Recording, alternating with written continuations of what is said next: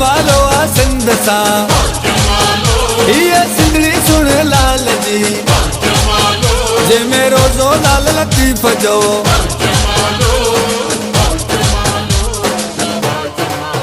पूरी दुनिया वांगुरु कलंदर लाल शहबाज़ जी नगरी सेवण शरीफ़ में सकाफ़ती सिंधी अजरक टोपी जो ॾींहुं वॾे जोश ख़रोश ऐं क़ौमी जज़्बे सां मल्हायो वियो। सेवण शरीफ़ में मुख़्तलिफ़ सियासी समाजी जमायत ऐं शहरनि पारां मुख़्तलिफ़ सवारियुनि में सिंधी अजरक टोपी जे ॾींहुं खे भेट ॾियण लाइ रैलियूं कढियूं वियूं, जंहिंमें शहरनि सकाफ़ती कलामनि ते रक़्स करे ख़ुशी जो इज़हार कयो। इहे रैलियूं दरगाह लाल शहबाज़ कलंदर जे VIP रोड खां थींदियूं सेवण प्रेस क्लब पहुतियूं, जिते शहरनि जी वॾी तइदाद सकाफ़ती कलामनि ते सिंधी रक़्स पेश करे सिंध खे भेटा ॾिनी। वधीक तफ़सील लाइ सेवण शरीफ़ मां सां गॾु आहे HRJDO न्यूज़ जो रिपोर्टर शकील अहमद चन्ना।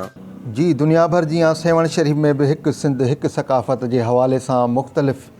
सेवण जे सियासी समाजी माण्हुनि पारां, सेवण जे शहरनि पारां, सेवण जे नंढनि ॿारनि पारां टोपी अजरक जो ॾींहुं मल्हायो वियो। सेवण जे मुख़्तलिफ़ सियासी समाजी वर्करनि पारां ऐं सेवण जे मुख़्तलिफ़ क़ौमुनि पारां जेके इन मुख़्तलिफ़ सवारियुनि जे ज़रिए, उठनि जे ज़रिए, मोटरसाइकिलनि जे ज़रिए, कारुनि जे ज़रिए जेके आहिनि सो सिंधी टोपी अजरक डे जे हवाले सां रैलियूं कढी वियूं आहिनि। उहे जेके बि रैलियूं आहिनि मुख़्तलिफ़ रक़्स कंदियूं सिंधी सोंगनि ते, मुख़्तलिफ़ जेके सिंधी सकाफ़ती गाना वॼाए करे उन्हनि ते जेको आहे उते जेके रैली जा माण्हू आहिनि उहे माण्हू तमामु बीठल माण्हुनि खे मुतासिर कनि पिया जेको आहे सिंधी सकाफ़ती नाच करे। ऐं उतां जा जेके माण्हू आहिनि दरगाह हज़रत लाल शहबाज़ कलंदर जे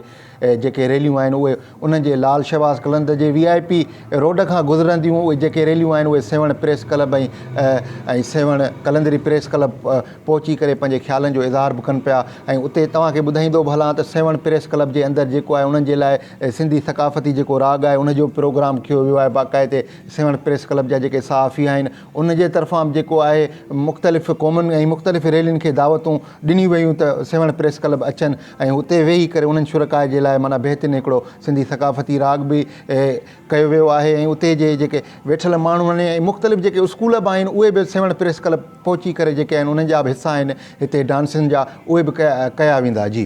रिपोर्टर शकील अहमद चन्ना सां गॾु अली जाफ़री सोलंकी, HRJDO न्यूज़, हैदराबाद।